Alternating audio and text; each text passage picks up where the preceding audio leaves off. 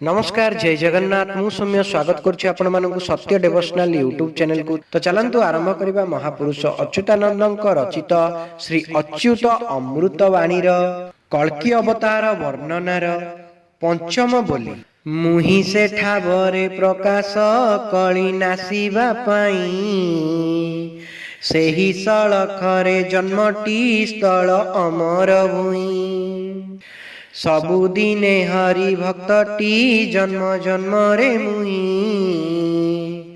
जुग कु जुग पंच सखा करु थांती रही उपहास जने करिबे केहु निंदुण थिबे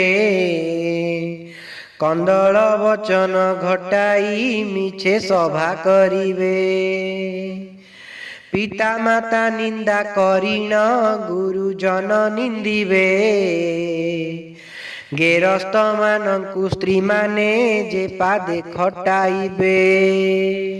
कुल भुआ शुणी मानंक मुंड मुकुला हेब घोर कଳି काले केही जे थय न रहिथिब गुप्तरा हास करिबी मुझे मंडले रही सेही अंगे लीला होइब भक्त जनटी सेही मलय पवन बुहई तनु पुलके तही परे पंच सखाटी छंती गुप्त होई सेही ठारे नित्य राहास 13 दिन होइब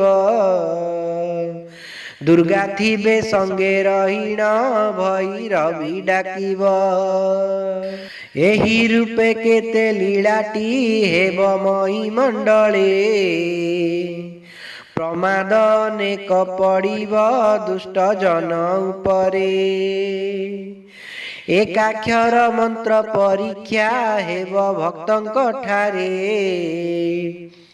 भक्त बछा बछी होइबे कଳି शेष बेଳରେ